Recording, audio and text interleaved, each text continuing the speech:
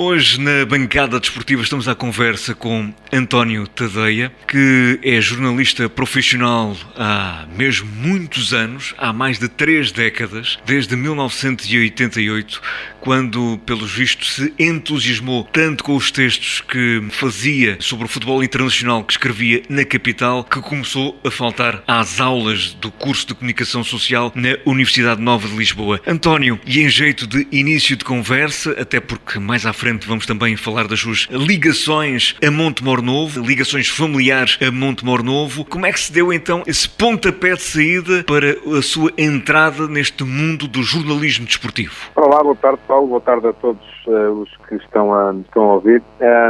Eu já fazia, enfim, quando estava na escola secundária, tinha a mania de escrever. Eu lembro-me perfeitamente no Mundial 86 fazer uns textos que eu fazia em casa, escrevia à mão, em papel, e depois obrigava, e é mesmo isso, obrigava os meus colegas de turma a lerem com a apresentação das equipas todas que iam jogar o Mundial. Eles queriam lá saber quem é que era o defesa esquerdo da seleção da Coreia do Sul, mas pronto, eu massacrava-os com aquilo e eram uns pelos outros, não é? Então já fazia isso nessa altura. Foi por essa altura também, mais ou menos, que eu comecei a fazer, enfim, era o que se podia fazer ali. Eu sou de Coruche, e era em Coruche que vivia, e estudei lá até ao 12º ano, e comecei a fazer rádio na Rádio Voz Raia, que ainda existe a rádio. Não sei se vocês em Montemor conseguem ouvir, nem sei se a vossa rádio se ouve em Coruche, mas ainda as coisas são relativamente próximas, portanto é possível que sim. São 40 km de distância apenas. Pois, é isso. Eu fazia um programa de música muito alternativa, que era essa, e por isso mesmo era empurrado para as madrugadas, fazia noite de sexta-feira, tipo 11, 1 da manhã, mas ao fim de semana fazia estúdio durante a tarde desportiva. Portanto, tinha 16 anos, ia para lá, e era eu que estava na altura. Estamos a falar do início das rádios, ainda quase das rádios piratas, mas já não eram bem piratas, já eram autorizadas, mas havia já frequências atribuídas e essas coisas todas, mas ainda eram meios muito rudimentares. Eu lembro-me perfeitamente de estar sozinho na cabina, sem técnicos, sem ninguém. Eu chegava, ligava ao emissor, ligava ao micro e à mesa de mistura, e então punha-me a fazer, e fazia a emissão para as pessoas, não é? Chegava por telefone o relato na altura dos jogos do Coruchense, e depois eu tinha que meter, tínhamos umas cassetes mesmo, com os anúncios, com a publicidade. De vez em quando lá tinha que interromper a emissão para meter as cassetes com a publicidade e dava os resultados. Enfim, pronto. Portanto, já tinha ali o bichinho do jornalismo a mexer em mim. Sempre quis ser jornalista, e por isso mesmo, em 87, vim para Lisboa para estudar Comunicação Social na Universidade Nova, mas o meu objetivo foi, desde o início, foi sempre esse, não é? Era começar a trabalhar, era começar a fazer,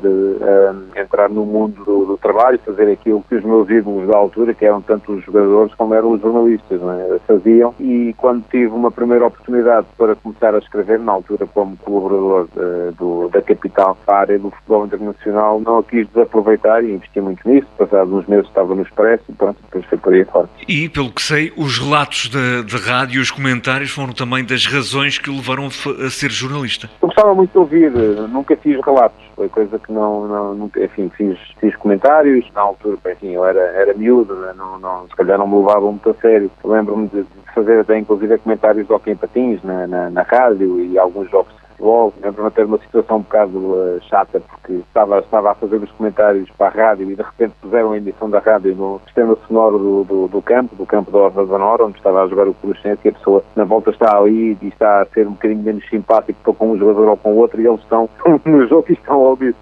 E isto não foi uma situação até um bocado caricata, porque passou comigo no intervalo de um jogo. Mas sim, eu relatos nunca fiz, mas gostava muito de ouvir. Passava muitas vezes os domingos à tarde, antes em miúdo, no quintal, lá de casa, com o rádio, a ouvir os relatos do futebol, que na altura era o ponto alto dos domingos à tarde. Outros tempos em que a rádio tinha um peso também diferente na vida das pessoas, mas ainda hoje, seguramente a magia da rádio se mantém em muitos de nós. Gostamos de ver aquele ênfase que é dado no momento do golo pelos grandes relatadores portugueses e não só. A sua carreira prosseguiu, passou pelos maiores meios de comunicação social nacionais, seja imprensa, seja a televisão. Onde gosta mais de estar? Qual é a sua praia mais apetecível? Eu gosto mais de escrever, sempre fui muito mais um jornalista de banca, de escrita, do que comentador, embora hoje em dia aquilo que eu faço seja sobretudo comentário, enfim, sou comentador da Seleção Nacional na RTP desde 2006, portanto vai fazer 15 anos, e isso enche-me de orgulho, naturalmente, não é? Porque geralmente a RTP tem tido sempre os jogos da Seleção, dos direitos, mas ainda assim é escrever que eu me sinto mais, conforme disse, na minha praia. E hoje em dia aquilo que faço, tenho o meu site, o antoniotadeia.com, onde vou mantendo a minha atividade como jornalista e como comentador de palavra escrita. Esse site, o antoniotadeia.com, é uma boa parte, uma grande parte também da sua vida, que também é um percurso que está a ser feito nas várias plataformas que existem. Como é que se deu também esse passo, onde é preciso ter alguma coragem para enverdar por essa exposição individual, com um site próprio, com conteúdos que têm de ser concebidos, realizados, onde de facto há diariamente uma necessidade de colocar conteúdos? Sim, no fundo é continuar a trabalhar, não é?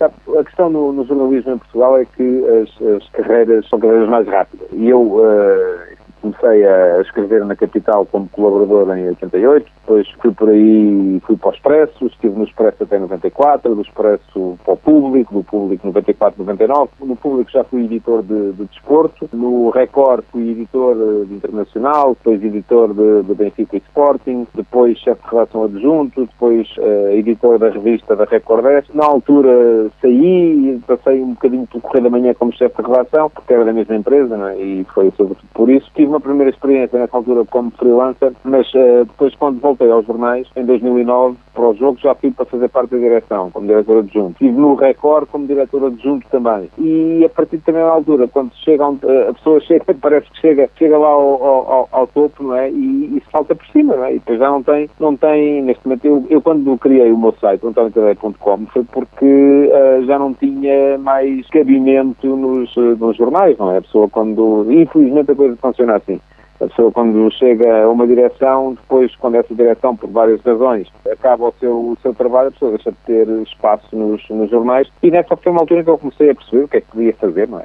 Era novo, ainda sou, e precisava de continuar a trabalhar e continuo a precisar, por isso mesmo foi a única forma que eu encontrei de me manter ativo e ligado à atualidade, foi criar o meu próprio meio, o antoniotadeia.com, e é aí que escrevo desde essa altura. E que retorno tem, que feedback tem também dos seus seguidores, de quem acompanha o António? O feedback é muito, nem sempre é o mais positivo, porque as pessoas, e enfim, vivendo a era das redes sociais, não é? E as pessoas, muitos dos que vão para as redes sociais interagem para discordar, não é? Portanto, temos muitas vezes um feedback de discordância, muito nas redes sociais já se sabe como é que as coisas funcionam, muita amargura, muito insulto, muita acusação, mas vamos tendo sempre muita gente a acompanhar, não é? Quer dizer, tenho gente a ler, entretanto criei nas minhas redes sociais o espaço Futebol de Verdade, que é um espaço de vídeo em direto que eu faço todos os dias, de segunda a sexta, com comentário futebolístico ao 12:30, no meu Facebook, no meu Twitter, no meu YouTube, em direto também no meu site, no antoniotadeia.com, e todos os dias estou ali, entre 12:30 e 1, faço o meu comentário à atualidade desportiva, futebolística sobretudo, e vou também interagindo com os espectadores, e as pessoas vão comentando, e os comentários vão aparecendo, vamos conversando ali por ali, não é? E temos sempre à volta de 400 pessoas em direto, em permanência. No outro dia, quando as coisas ficam mais quentes, chegámos a ultrapassar os 700 em permanência, o que quer dizer que são muito mais visualizações, ou seja, estavam 700 pessoas a ver em simultâneo. Isso, enfim, se calhar são números que nem sempre os canais por cabo vão tendo, não é? Na nossa televisão, sobretudo quando não se fala de futebol. E por isso, o retorno é um bocado esse, não é? É continuar a fazer crescer a comunidade de pessoas que vão acompanhando aquilo que é o meu pensamento e aquilo que é a minha opinião e o meu trabalho enquanto jornalista. O Futebol de Verdade surgiu, a primeira edição foi 22 de julho de 2019. O que é que procura com este Futebol de Verdade? Para além da sua verdade, como já disse. Claro, vamos lá ver. Vou ser absolutamente honesto consigo. A razão principal pela qual eu criei o espaço foi para animar as minhas redes sociais. Porquê? Porque chegámos à conclusão que os algoritmos do Facebook, sobretudo, quando uma pessoa tem uma página de Facebook e se limita a colocar lá links para artigos que podem ser lidos fora do Facebook, isto é, quem abre a minha página de Facebook ou quem vê os links, tem que clicar para ler o que eu escrevi e não vai ler no Facebook, vai ler no meu site. E geralmente o Facebook penaliza esse tipo de páginas. E quando digo penaliza reduz o alcance, isto é, quem está, as minhas publicações iam aparecendo cada vez a menos e menos pessoas, apesar de ter cada vez mais seguidores na página. Porquê? Porque o Facebook não tem interesse, do ponto de vista do negócio, em que as pessoas vão ler para fora do Facebook. Tem-se fazer a publicação direta. Exatamente. No entanto, o nosso trabalho, a única forma de termos retorno é preciso que as pessoas vão ler ao site, porque é no site que vem a publicidade. Pronto, já se percebe que a coisa está aí. E a forma que nós encontramos de que o algoritmo do Facebook não nos penalizasse começou por ser dar ali um bocadinho uma borla ao Facebook. Que é assim, pronto, vamos fazer aqui um vídeo em direto no Facebook para o Facebook nos fazer subir o rating da página para depois continuar a mostrar as nossas publicações que mandam as pessoas para fora do Facebook. E no início foi isso. Depois o espaço começou a ganhar uma espécie de vida própria. Não é? Hoje em dia acho que já é mais seguido do que as publicações regulares e normais que eu faço no site. Não tenho grandes dúvidas a esse respeito. E que deu depois também origem ao Q&A, a pergunta e a resposta, que dá também esse lado de interação com os seus seguidores. Não se sente saudades da reportagem? Sim. Aliás, o que eu gostava mesmo era de conseguir viver a fazer reportagem. Agora, nós temos um problema em Portugal que tem a ver com a dimensão do mercado. O nosso mercado é muito pequeno. Somos um país pequeno, com pouca gente e, além disso, pouca gente e gente que não é muito de ler. Os portugueses geralmente são mais de comentar do que de ler. Eu muitas vezes tenho essa percepção. Há coisas que eu escrevo que as pessoas comentam, muita gente comenta, mas pouca gente lê. As pessoas comentam antes de ler, comentam só com base naquilo que acham que está lá escrito, porque as pessoas, sobretudo quando se trata de futebol, não estão muito à procura de ler, estão à procura de encontrar alguém que concorde com elas, com a visão que elas têm das coisas, procuram validação. E isso faz com que uma reportagem, para mim é muito mais rápido escrever um artigo de opinião. Eu consigo escrever, geralmente no meu dia-a-dia, eu levanto muito cedo, levanto-me às 6 da manhã para ler jornais e às 8 já tenho o meu artigo de opinião publicado. A ideia é apanhar as pessoas antes de entrarem nos empregos e é uma reportagem, é uma coisa que bem feita pode levar uma semana. E depois, muito provavelmente, o retorno seria muito menor. Daí que seja, infelizmente, para o mercado português é muito complicado viver a fazer reportagem. Agora, de facto, é aquilo que eu mais gosto. Eu recordo com saudade muitas, e então o meu período no Expresso era muito com base na reportagem. Eu fazia futebol internacional no Expresso e fiz muita reportagem, inclusive no estrangeiro, quando ainda havia em Portugal o hábito das pessoas comprarem jornais e, portanto, isso era viável do ponto de vista económico. Já esteve em grandes palcos, em grandes momentos do futebol. Neste momento, o que é que lhe dá mais gozo fazer? O que é que me dá mais gozo fazer? Neste momento, dá-me gozo escrever, dá-me gozo poder e ter uma plataforma para poder dar a conhecer aquilo que é o meu trabalho. Dá-me muito gozo, naturalmente, ser o comentador da Seleção Nacional, porque a Seleção Nacional ainda assim é o ponto de encontro e de convergência de todos os portugueses. Se nós formos a ver, todos os anos, o programa mais visto da televisão em Portugal é um jogo da Seleção Nacional. É sempre assim. E, naturalmente, que esse é um palco que muito me honra e que eu tento manter-me à altura daquilo que vão sendo os brilharetes que a seleção vai conseguindo. Um palco que também é feito de responsabilidade e de preparação. O estar em direto, a adrenalina do direto, do comentar um jogo em direto, é-lhe também algo que lhe dá também a tal adrenalina que o jornalista também gosta de sentir? Eu gosto, sabe? Há quem não gosta, há quem não faça, há quem prefira não fazer, porque é muito mais fácil uma pessoa analisar os jogos depois, não é? Em direto estamos sempre sujeitos a que a realidade contradiga aquilo que ela própria vinha anunciando. Às vezes estamos a ver um jogo, tudo naquele jogo indica uma direção, mas depois já se sabe que o futebol muitas vezes é aleatório e acabam por acontecer coisas noutro sentido. E quem está a fazer o jogo em direto arrisca muito mais. É uma coisa de que gosto, mas também percebo perfeitamente que haja quem prefira ir só no dia seguinte e analisar. É muito mais... é outro tipo de trabalho. É um trabalho também ele muito digno e meritório, com certeza. São coisas diferentes. Já não digo tanto a adrenalina do direto, sabe? Que isto ao fim de uns anos o coração já não bate mais depressa quando se ligam as câmaras ou quando se liga o microfone. Já é uma questão de a pessoa já vai estando habituada àquilo já é o nosso dia-a-dia. Mas ainda assim, aquela sensação de que não há muitas coisas mais aprazíveis do que a pessoa perceber que teve razão. Chamar a atenção para um determinado aspecto e depois isso vir de facto a acontecer. Quer dizer, é uma situação que é recompensadora. Neste momento vivemos tempos incomuns e inéditos, como já tantas vezes o dissemos. Como é que vê a atualidade do futebol português? Há pouco falava quando as coisas aquecem, e agora lembrava-me naquela questão da semana passada dos grunhos, em que todas as pessoas, não são todas as pessoas, algumas pessoas se passam da marmita com a clubite. Como é que vê o momento atual do futebol português, que é feito de camadas, patamares entre adeptos, dirigentes, jogadores, jornalistas? Como é que vê o atual panorama do futebol português? Olha, eu acho que, enfim, é um bocado um lugar comum dizer que em Portugal as pessoas não gostam de futebol, gostam dos clubes, não é? E é um bocado isso que acontece. As pessoas nós vivemos uma realidade em que toda a gente, ou muita gente, acha sempre que está tudo comprado. E eu não vou dizer que não haja corrupção e que não haja isto, aquilo ou aquilo outro. Claro que há em todas as profissões, porque é que não há de haver na arbitragem, porque é que não há de haver nos futebolistas, claro que também há de haver, não é? Não, agora, recuso terminantemente essa ideia de que sempre que o nosso clube não ganha é porque foi comprado. Quando é o nosso clube que ganha, então aí não, aí foi tudo justo. Não é? E muitos dos que mais interagem com base nessas premissas. E isto tem muito a ver depois, eu percebo, vamos lá ver, eu acho que as pessoas têm aquilo que a maioria faz por querer.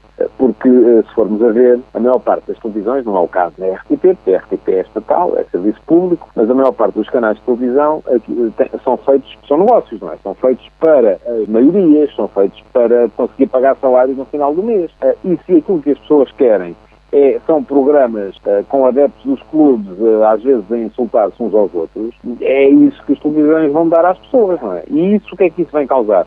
Vem gerar nas pessoas ainda mais essa percepção, porque nós somos um bocadinho influenciáveis todos por aquilo que vemos, e se aquilo que vemos são pessoas constantemente na televisão a dizer que isto está tudo comprado, que é tudo desonesto e tal, aquilo que nós vamos achar é cada vez mais que isto está tudo comprado e que é tudo desonesto. E isto é uma espécie de um círculo vicioso que leva a que nos afundemos cada vez mais nele e dificilmente sairemos dele enquanto não houver capacidade de perceber que o desporto está a ganhar e a perder, não é? Tem que haver as duas coisas. E não passa de um jogo. Temos de chegar àquele momento em que temos de sentar os pés no chão, na terra e dizer não passa de um jogo. E há coisas mais importantes, embora a paixão das pessoas às vezes seja de tal forma exacerbada que de facto leva a momentos menos dignos e complicados até. António, o que o faz continuar é a paixão. É a paixão pela profissão, é a paixão pelo futebol e pelo desporto. Na sua opinião, qual é o futebol que mais o apaixona? Eu gosto de futebol, gosto muito de futebol.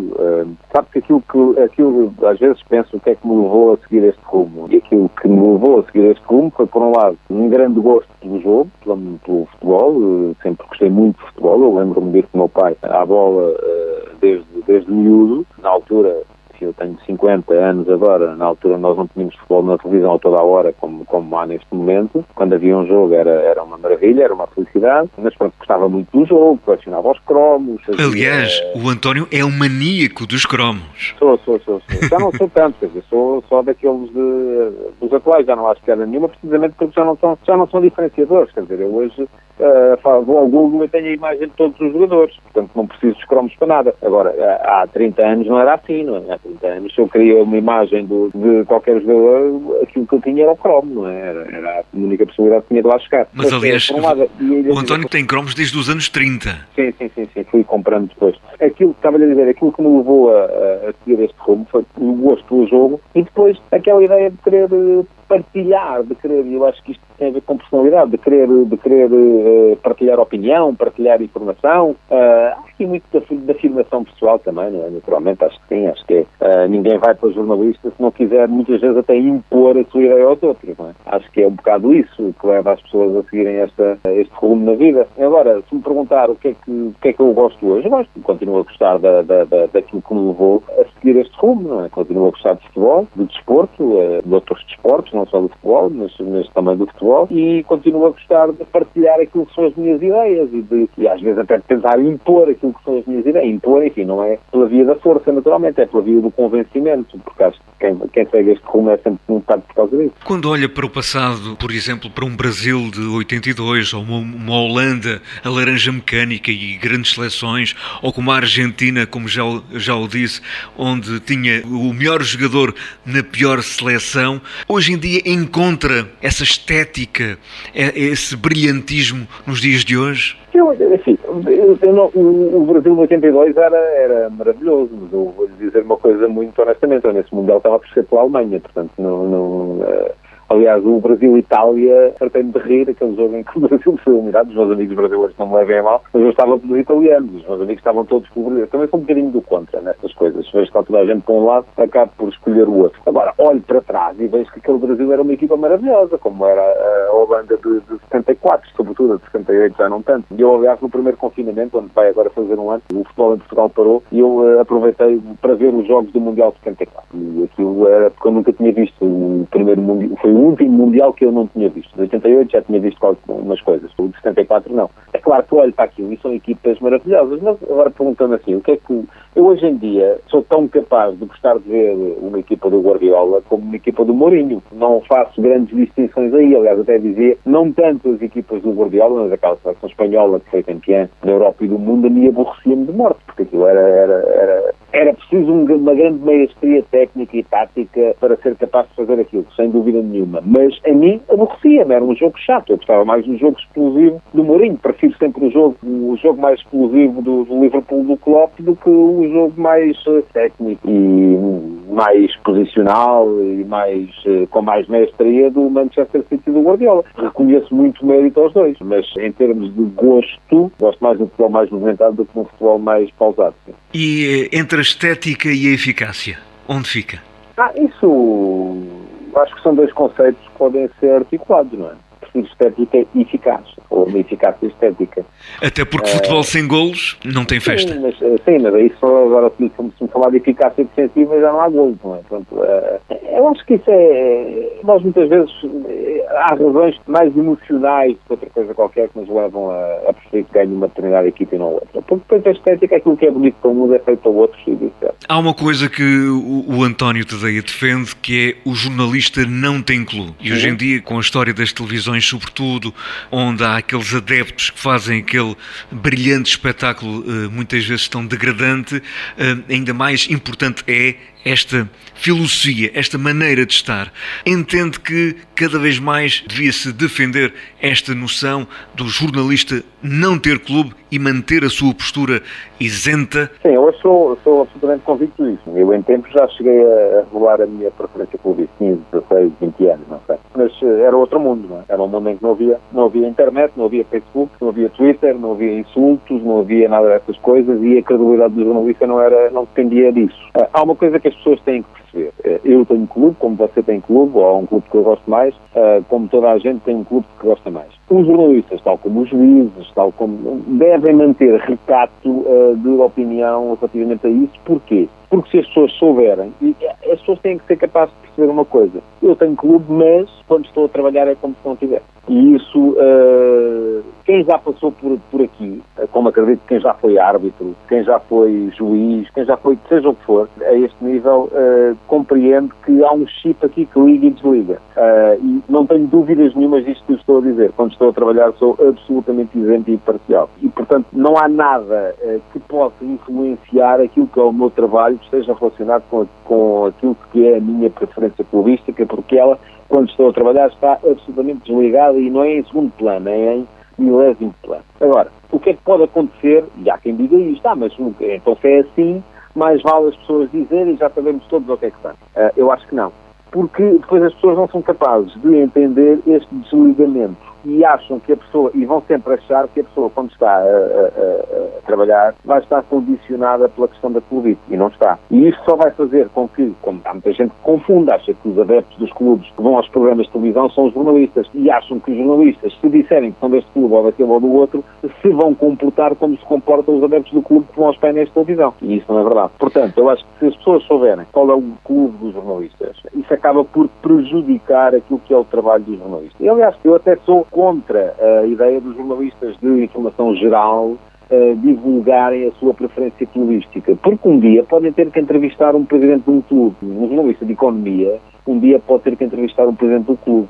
Da mesma forma que eu, como jornalista que trabalho fundamentalmente com futebol, não devo andar para aí a participar em comícios de partidos ou a vestir t-shirts de partidos ou com bandeiras de partidos, porque um dia, e já me aconteceu, enquanto estive no Correio da Manhã, fiz as entrevistas dos candidatos às eleições presidenciais de 2005. Fui eu que as fiz. Agora, imaginem que eu tinha nada para ir a dizer que era deste partido ou daquele ou do outro. Isso ia naturalmente condicionar não só a minha atuação, como sobretudo a percepção que as pessoas iam ter do meu trabalho. Portanto, eu sou um feroz defensor da manutenção dessa questão no segredo dos deuses. É uma defesa para o jornalista e também para... E sobretudo para as pessoas que acompanham o nosso trabalho, não é? Para não se sentirem... Até porque há uma coisa que tem piada.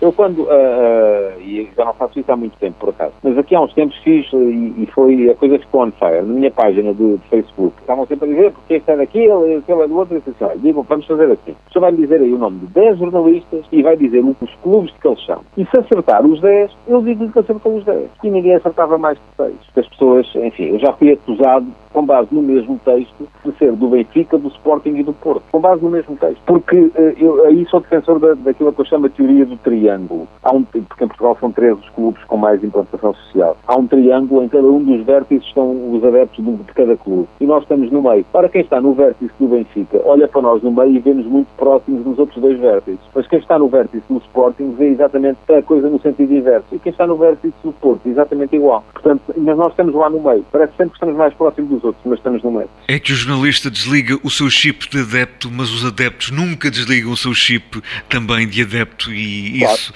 é complicado. E há uma coisa que também mantém com postura, que é nunca vibrar com um golo quando está na bancada de imprensa, mesmo com a seleção nacional. Sim, não faço. Não faço porque eu estou ali para analisar, estou ali para... Aliás, ainda no campeonato da Europa de 2016, eu estava a fazer os comentários do jogo, o Manuel Fernandes Silva estava a fazer o relato e os comentários era eu e o Rui Costa.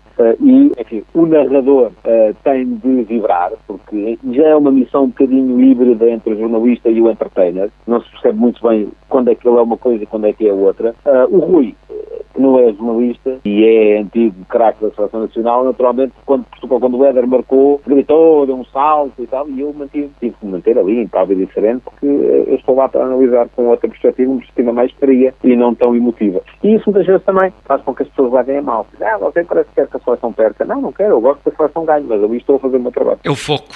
Uma pessoa está focada naquele trabalho. O jornalista tem de tentar fazer isso, mas acredito que não seja fácil às vezes. Não, isso não é muito difícil, sabe? Não é coisa que... Porque se calhar já passa há tanto tempo. E a pessoa até pode estar muito feliz por dentro, mas não deixa transparecer. Outra questão nas pesquisas que eu fiz e que olhei também para essa vertente é a questão das diferenças que existem hoje em dia e mais vincadas do que no antigamente, é entre o jornalismo e a comunicação. E o António, naquilo que li, até referiu as diferenças que existiam da relação entre os próprios jornalistas com os clubes, que inclusivamente iam para os jogos nos mesmos aviões, confraternizavam inclusivamente, e hoje em dia existe uma barreira completa, tornando até muitas vezes muito difícil entrevistar determinado jogador cujas declarações só passam no canal do clube. Como é que vê também esta diferença hoje em dia tão vincada entre o jornalismo e a comunicação dos clubes? Olha, eu, do tempo da confraternização, eu já não sou. Hein? Atenção, eu sei que aconteceu no passado. Eu já cheguei ao jornalismo numa altura em que as relações já eram muito profissionais. Agora, ainda os víamos. Hoje em dia nós nem os vemos. Eles entram no avião, pela frente, quando ainda vamos no mesmo avião, nós entramos por trás, a cortina fica fechada, eles saem, nós saímos depois deles saírem, portanto nós muitas vezes não os vemos, só os vemos nos jogos mesmo.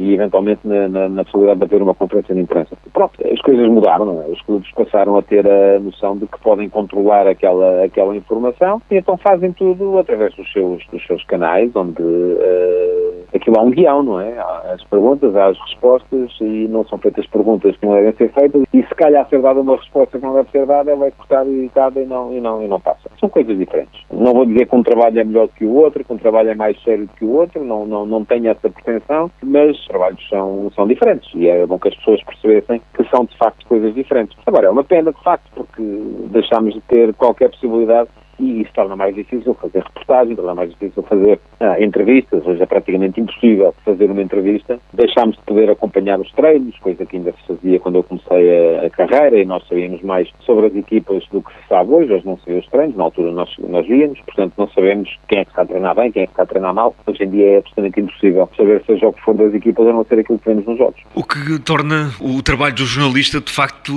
limitado, muito limitado. Sim, diferente, muito diferente. Em relação também ao seu percurso, às histórias que foi vivendo, houve algum momento mais complicado ou uma entrevista mais difícil? Não, assim, vamos lá ver, não tive grandes momentos complicados. Não me aconteceu assim nada de extraordinário, uns insultos aqui e acolá, não.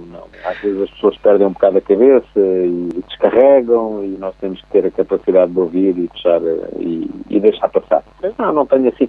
Há momentos pitorescos, quer dizer, eu lembro-me de ser ainda miúdo, estava a começar e no dia em que se suspeitava que o Figo ia rescindir o contrato com o Sporting e que ia para o Parma na altura, e o Parma era da Parmalat, que era o patrocinador do Benfica, e começou a circular em Lisboa que o Figo ia rescindir para poder assinar para poder jogar para o Benfica, e houve uma invasão de adeptos à sala de imprensa do estádio de Alvalade, onde o Figo ia dar uma conferência de imprensa, e eu recordo que fomos nós, os jornalistas, que nos pusemos à frente dos adeptos que queriam na altura fazer apoio ao Figo. São momentos que já não voltam, não é? Porque hoje em dia os adeptos não estão, nem têm que estar nas salas de imprensa. Era a altura em que os jornalistas ainda eram os bons da fita. Mas ainda são hoje. Acha que sim? Acho. E uma entrevista em que você teve quase para não a concretizar com um tal senhor chamado Cruyff. Sim, você preparou-se bem. Mas já contei isso. Não sei, mas sim, aconteceu. Eu estava no Expresso na altura e o Barcelona ia jogar com o Benfica na Liga dos Campeões e na altura ainda se fazia reportagem, aí está, havia dinheiro para isso nos jornais em Portugal, e eu fui uns dias para Barcelona para explicar às pessoas o que era o Barcelona, e falei, lembro-me de ter falado com dirigentes, de ter andado a acompanhar os treinos, e tinha marcado com o Ricardo Machenko, que na altura era o chefe de imprensa do Barcelona, hoje já faleceu, aliás a sala de imprensa do Campeonato tem o nome dele hoje, e tinha tudo combinado para, num determinado dia, que era o meu último dia de permanência em Barcelona ainda por cima, entrevistar o Cruyff. Acontece que o Cruyff ia deu a conferência de imprensa, porque o Barcelona ia jogar, já nem sei com quem, mas tinha um jogo no fim de semana seguinte, e no final da conferência de imprensa era suposto encontrar-se comigo, ali numa salinha e tal, para a gente falar um bocadinho. Comecei a estranhar que o homem não aparecia e fui pressionar o Machenko e o Machenko disse, olha, ele já se foi embora, mas se vais aqui por este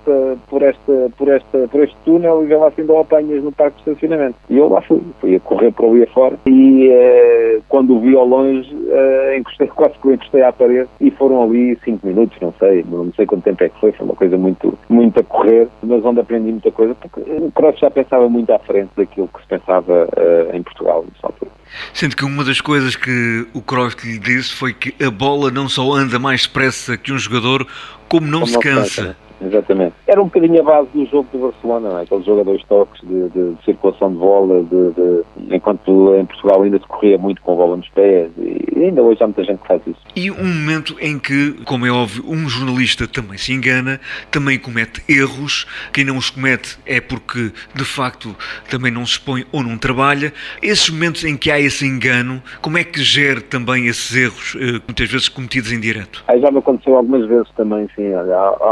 Lembro-me de um jogo de um Braga-Porto em que interpretei mal uma questão da lei de fora de jogo e penalizei-me a mim próprio durante muito tempo, ainda hoje me lembro, está a ver, portanto, que isso me aconteceu. Houve uma outra situação, e essa, inclusive, é do Paulo de um folclore, ainda hoje há uma publicação de YouTube a falar disso, que foi quando a Taça de Portugal, as meias finais começaram a ser a 2 mãos, e eu, por acaso, até isso foi em 2011, está a fazer 10 anos agora. Se eu não me engano agora a contar a história. O Benfica tinha ido ganhar por 2-0 ao Dragão, já era Dragão, ao Dragão, ao Foco do Porto, na primeira mão das meias finais. E eu estava de férias nessa altura. Nem sequer tinha estado em Portugal, não estava em Portugal no dia em que foi esse jogo, estava no estrangeiro. E quando, entretanto, o jogo foi para aí em fevereiro de 2011, a segunda mão foi marcada para ir para abril, portanto foi muito tempo depois. E aí em março, o Porto ia jogar nas competições europeias, e eu, a propósito do jogo das competições europeias, porque esse Porto era o Porto André Vilas Boas, estava com uma vantagem grande no campeonato, e eu, a dada altura disso, até foi tipo oração intercalar, disse, o Porto já está muito bem lançado no campeonato, já não tem mais nada com que se preocupar, e portanto vai investir naturalmente no jogo das competições europeias, que nem me lembro com quem era.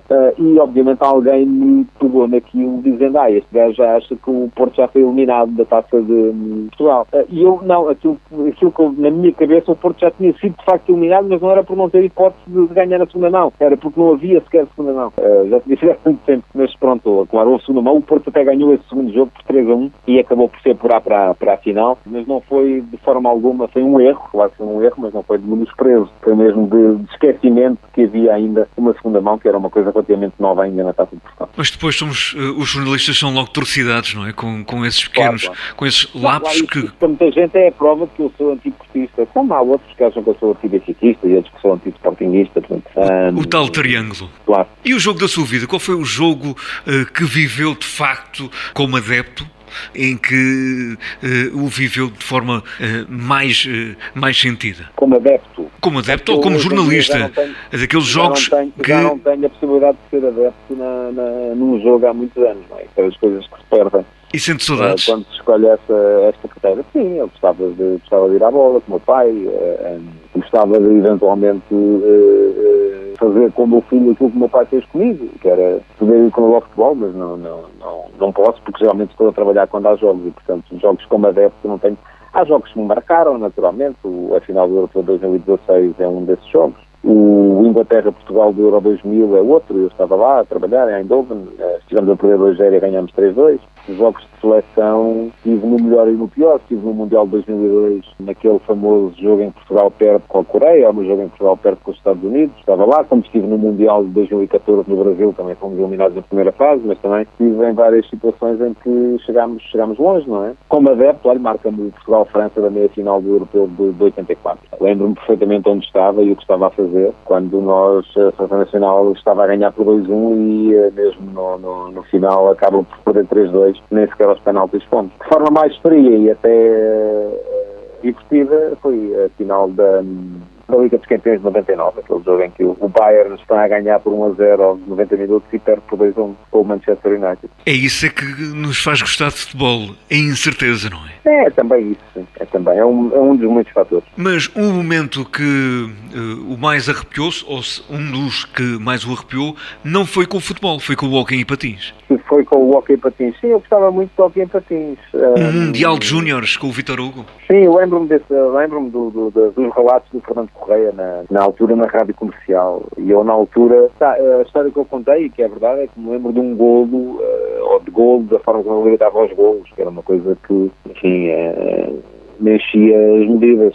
Mas eu recordo-me de haver mundiais de hóquei em patins às tantas, quando era no Chile e no Brasil, ir às escondidas dos meus pais, ir de rádiozinho, punha debaixo da almofada e acordava à 1 ou às 2 da manhã para ouvir os relatos. Da mesma forma que me lembro, ainda eu era muito miúdo, de ouvir-os na altura, enfim, era o que a rádio dava à noite, de ouvir os relatos do torneio de abertura de hóquei patins com o meu pai, porque as noites da rádio eram muito feitas com relatos de hóquei também nessa altura. E já se conseguiu nestes tempos em que desde março do ano passado começámos a viver, a proceder, a preocupar-nos com a higienização, o distanciamento, já se conseguiu habituar ao Covid-19? Que remédio, não é? Há coisas que me faltam, e há bocado quando estava a falar aí de ser adepto, enfim, faltam-me os jogos de rugby do meu filho, porque era a única altura em que eu podia extravasar, não é? Ia para lá como adepto, ia mesmo como adepto, e isso falta-me, mas falta-me muito mais coisas, falta-me poder sair de férias, falta-me poder, enfim, não é que tenhamos deixado durante todo este período de poder ir a restaurantes, ou poder, mas falta muita coisa. Agora temos que nos habituar, não é? Temos que ser responsáveis. Uma pandemia que tem impacto no futebol, um impacto que tem consequências como a dos adeptos, a ausência dos adeptos nos estádios, os próprios jornalistas, alguns deles não se deslocarem aos estádios e fazerem os comentários e as análises em estúdio. Como é que também vê esse impacto da pandemia no futebol? Mudou tudo um bocado, não é? Temos aí agora, os jogos não têm, o fator casa deixou de ser tão importante, os jogos não têm o mesmo ambiente, mas tudo mudou nas nossas vidas, não é? Portanto, vamos ver se isto se resolve, se atingimos então a tal imunidade do grupo para podermos voltar a viver sem tanta limitação no futuro. Esperemos que sim, e o mais depressa possível, a bem da nossa saúde mental, nossa e dos outros, como é óbvio. Há pouco falava que sente saudades de ver os jogos de rugby do seu filho. E a propósito, faço já a ligação, porque, pelo que sei, já foi muito feliz em Montemor Novo a ver jogos de rugby do seu filho. Ganhámos sempre, foi. Eu disse isso, é verdade. Não. E os jogos aí têm uma vantagem, é que aqui ao jogo há sempre bifanas, portanto é das coisas mais... Pronto, é aquilo que o desporto nos traz também, não é? Um bocado a confraternização e aliás, tanto aí como em Évora também em Évora por acaso perdemos no ano passado. Tudo isso nos faz falta, sim. O que é que encontra no rugby que não encontra no futebol? Já lhe disse, é a possibilidade de ser adepto, não é? Eu não sou daqueles que acham que o rugby é um mundo de virtude e o futebol um mundo de sacanice. Acho que haverá de tudo um pouco em todas as modalidades, e à medida que o nível vai sendo mais elevado, naturalmente as virtudes vão dando lugar a outras coisas. Mas para mim foi sempre um bocado um escape, porque era a única altura em que eu de facto podia ser adepto, e aí temos e todos nós gostamos de vibrar, não é? E aí eu tinha essa possibilidade, sem que isso me afetasse profissionalmente. E pelos nossos vibramos de forma especial. Claro que sim. O regresso a Montemor, seja por que motivo for, é de alguma forma um regresso também às origens da sua família. O seu avô materno e a sua mãe, infelizmente ambos já falecidos, eram montemorenses. O seu avô chamava-se Manuel Henriques Guerreiro, conhecido como Figuras, e já hoje eu percebi porque é que lhe chamavam Figuras. Consegui chegar à fala com pessoas que conheceram o seu avô, a sua mãe, familiares inclusivamente, me explicaram que o seu avô, tinha uma fraca figura e por isso mesmo era uma pessoa mais magra e por isso lhe chamavam o Figuras. Olha, não sabia da razão, se quer que lhe diga. Não. Para mim é novidade. Foi um primo seu, o José Simões, que me contou a história e recordou-se também, inclusivamente, de ir até Cruz, à tasca do seu avô, comer os bons petiscos, onde a cozinheira era, de facto, espetacular. Também a Adelaide Rodrigues, que é aqui de Montemor e que passou férias com a sua família em Cruz por muitas ocasiões.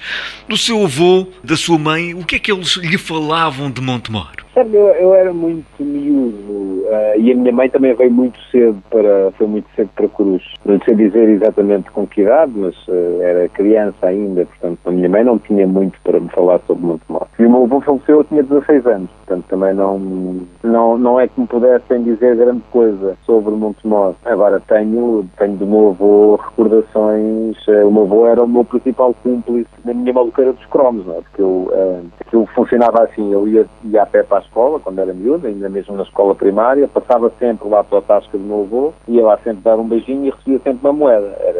E a moeda durava mais 30 metros, porque a seguir ia logo para comprar cromos no cromos da bola na tabacaria a seguir. E, assim, o meu avô era um tipo muito, muito divertido, pelo que eu me lembro. Mas não me lembro de muita coisa, porque ele faleceu quando eu ainda era muito, muito miúdo. A minha mãe não, a minha mãe foi mais recente, não é? Faleceu só, fez agora um ano no final do mês passado. Mas a minha mãe já saiu tal como a minha avó, que está agora a fazer um ano, que a minha avó Ricardina, portanto a mulher do meu avô, está agora a fazer um ano que faleceu também. Mas eles a minha mãe saiu de Montemor muito, muito, muito jovem. E a minha avó ainda tem aí muita família, não é? Em Montemor. Aliás, eu creio que esse primo que me fala, não sei se é, não, mas deve ser do lado do meu avô. Se chama Simões, é do lado do meu avô, porque o meu avô é que era Simões. Sim, era do lado penso que do avô, e que as famílias juntam-se normalmente nas horas tristes, e juntou-se também à sua família a quando agora dos funerais. António, em jeito de final de conversa, o que é que gostava que acontecesse no futebol para que as conversas de lixo, pode-se falar em inglês, mas eu gosto de falar em português e em bom português, acabassem, que os detalhes pela linha, os erros da arbitragem fossem mais atenuados? O que é que devia de acontecer para que o futebol fosse de verdade uma paixão vivida com a positividade? No fundo era um bocado isso, não é? Era as pessoas abstraírem-se um bocado da cegueira e do fanatismo para poderem apreciar o desporto tal como ele é. Que é o mais importante. É isso. Não falámos aqui de uma coisa, que foi também do seu lado de escritor. O António lançou a biografia do nosso selecionador nacional. Que peso teve também essa responsabilidade? Enfim, foi na altura em que eu estava já como freelancer, mas não é uma biografia oficial, aliás, foi trabalho de reportagem. No fundo, foi a forma que eu encontrei de voltar a fazer trabalho de reportagem e contar a história da vida do Fernando Santos, que é uma história muito engraçada. Aliás, eu acho que o livro, como já tem 3 anos, já deve estar mais potencial se eu conseguirem encontrar. Do sonho à vitória. Vou fazer publicidade em causa própria, vale a pena, porque há histórias muito, muito engraçadas e que as pessoas não imaginam, olham para aquele ar permanentemente sisudo do Fernando Santos neste momento e não imaginam capaz de protagonizar aquelas histórias que lá são contadas. E já agora que fazemos publicidade em causa própria, dê-me bons motivos para o antoniotadeia.com ser visitado. Olha, tem opinião isenta, livre, absolutamente descomprometida, isso já é coisa que não se encontra muito, não é? Portanto, e é um site com publicações regulares que podem acompanhar para, quanto mais seja, para se revoltarem sempre que acham que está tudo contra o vosso clube. E acaba por acontecer também um bocado ali. Divirtam-se connosco também, não é? Exato.